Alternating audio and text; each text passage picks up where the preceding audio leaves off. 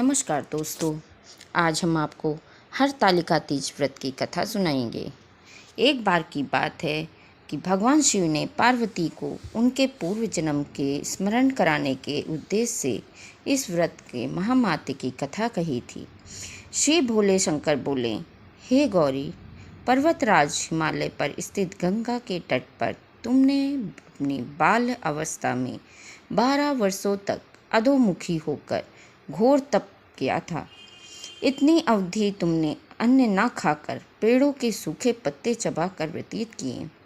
माघ की विकराल शीतलता में तुमने निरंतर जल में प्रवेश करके तप किया। वैशाख की जला देने वाली गर्मी में तुमने पंचअग्नि में से शरीर को तपाया। श्रावण के मूसलाधार वर्षा में खुले आसमान के नीचे बिना जल अन्न ग्रहण किए समय व्यतीत किया है। तुम्हारे पिता तुम्हारे कष्ट साध्य तपस्या को देखकर बड़े दुखी होते थे। उन्होंने बड़ा क्लेश होता था।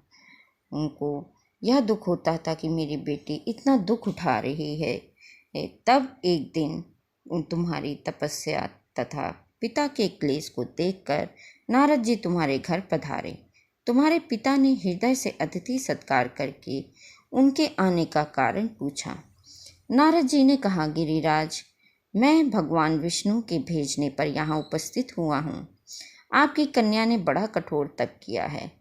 इससे प्रसन्न होकर वे आपकी सुपुत्री से विवाह करना चाहते हैं। इस संदर्भ में आपकी राय जानना चाहता हूँ। तब नारद जी की बात सुनकर गिरिराज प्रसन्न हो उठे कि उनकी बेटी के लिए कोई रिश्ता आया है। उनके तो सारे क्लेश भी दूर हो गए।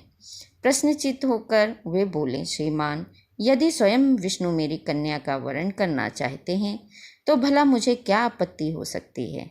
वे तो साक्षात ब्रह्म हैं। हे महर्षि, या तो हर पिता की इच्छा होती है कि उसकी पुत्री सुख संपदा से युक्त पति के घर में लक्ष्मी बनकर रहे। पिता की सार्थकता इसी में है कि पति के घर जाकर उसकी पुत्री पिता के घर से अधिक सुखी रहे। तुम्हारे पिता की स्वीकृति पाकर नारद जी विष्णु के पास गए और उनसे तुम्हारे ब्याह के निश्चित होने का समाचार सुनाया। मगर इस विवाह संबंध की बात जब तुम्हारे कान में पड़ी तो तुम्हारे दुख का ठिकाना न रहा। तुम्हारी एक सखी ने तुम्हारी इस मानसिक दशा को समझ लिया और उसने तुमसे इस विक्षिप्तता का कारण जानना चाहा। तब तुमने बताया कि मैंने सच्चे हृदय से भगवान शिव शंकर को अपना वरण किया है, किंतु मेरे पिता ने मेरा विवाह विष्णु जी से निश्चित कर दिया है। मैं विचित्र धर्म संकट में हूँ। अब मैं क्या करूँ? प्राण छोड़ देने के अतिरिक्त अब कोई भी उपाय शेष नहीं बचा है।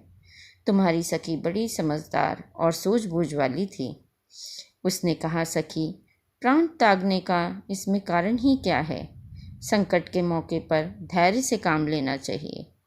नारी के जीवन में सार्थकता इसी में है कि पति रूप में हृदय से जिसे एक बार स्वीकार कर लिया, जीवन पर्याप्त उसी से निर्वाह करे।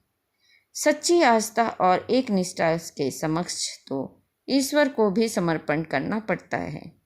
मैं तुम्हें घनघोर जंगल में लेकर चलती हूँ, जो साधना स्थली भी हो और जहाँ तुम्हारे पिता तुम्हें खोज भी ना पाए। वहाँ तुम साधना में लीन हो जाना।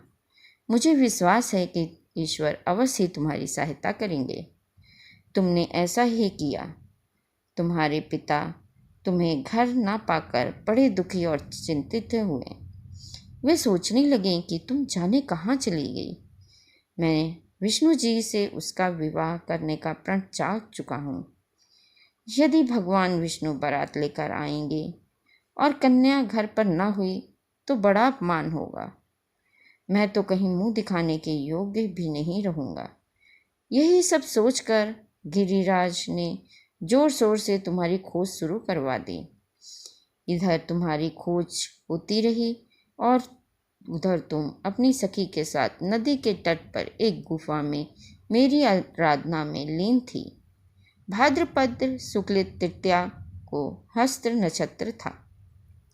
उस दिन तुमने रेत के शिवलिंग का निर्माण करके व्रत किया। रात भर मेरी स्तुति के गीत गाकर जागी। तुम्हारी इस कष्ट साध्य तपस्या के प्रभाव से मेरा आसन डोलने लगा। मेरी समाधि टूट गई। मैं तुरंत तुम्हारे समक्ष जा पहुंचा और तुम्हारी तपस्या से प्रसन्न होकर तुमसे वर मांगने के लिए कहा। तब अपनी तपस्या के फलस्वरूप मुझे अपने समक्ष पाकर तुमने कहा, मैं हृदय से आपको पति के रूप में वरण कर चुकी हूँ। यदि आप सचमुच मेरी तपस्या से प्रसन्न हैं तो आप मुझे अपनी अर्धांगिनी के रूप में स्वीकार कर लीजिए। तब मैंने तथास्तु कहकर कैलाश पर्वत पर लौट गया था। प्रातः होते ही तुमने पूजा की समस्त सामग्री को नदी में प्रवाहित करके अपनी सहेली सहित व्रत का पारण किया।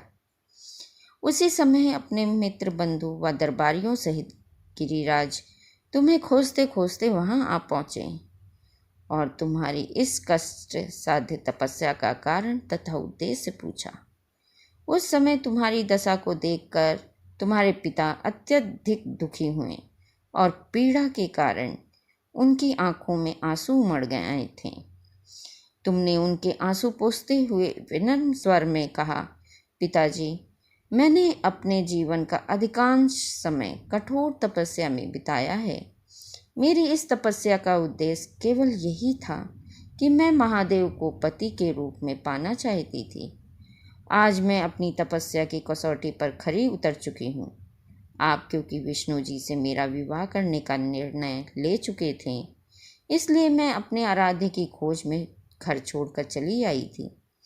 अब मैं आपके साथ इसी शर्त पर घर जाऊंगी कि आप मेरा विवाह विष्णु जी से ना करके महादेव जी से करेंगे। तब गिरिराज मान गए और तुम्हें घर ले गए। कुछ समय के पश्चात शास्त्रोक्त विधि विधान पूर्वक उन्होंने हम दोनों का विवाह सूत्र में बांध दिया। हे पार्वती, भाद्रपद की शुक्ल तृतीया को तुमने मेरी आराधना करके जो व्रत किया था, उसी के फलस्वरूप मेरा तुमसे विवाह हो सका। इसका महत्व यह है कि मैं इस व्रत को करने वाली कुंवारियों को मनवांछित फल देता हूँ। इसलिए सौभाग्य की इच्छा करने वाली प्रत्येक युवती को यह व्रत पूरी एक निष्ठा तथा आस्था से करना चाहिए। जो यह व्रत कर रही हैं उनको इन बात का ध्यान जरूर रखना चाहिए। हरितारिका तीज पर तृतीया तिथि में ही पूजन करना चाहिए। तृतीया तिथि में पूजन गोधली और प्रदोष काल में ही की जाती है। चतुर्थी तिथि में पूजा मान्य नहीं, चतुर्थी में पारण किया जाता है। नवविवाहिताएं पहले इस व्रत को जिस तरह रख लेंगी, हमेशा उसी प्रकार इस व्रत को करना होगा। इसलिए इस बात का ध्यान रखना है कि पहले व्रत से जो नियम आप उठाएं उनका पालन करें। अगर निर्जला ही व्रत रखना था तो हमेशा निर्जला ही व्रत रखें। आप इस व्रत में बीच में पानी नहीं पी सकते। तीज व्रत में अन्न, जल, फल 24 घंटे कुछ नहीं खाना होता। इसलिए इस व्रत को श्रद्धापूर्वक पालन करना चाहिए। तीज का व्रत एक बार आपने शुरू कर दिया है तो आपको इसे हर साल ही रखना होगा। अगर किसी साल बीमार हैं तो व्रत छोड़ नहीं सकते। ऐसे में आपको उद्यापन करना होगा या आपकी अपनी सास या देवरानी को देना होगा। इस दिन खुद तो 16 श्रृंगार करने होते हैं, साथ ही सुहाग का सामान सुहागिन महिलाओं को वितरित भी करना होता है।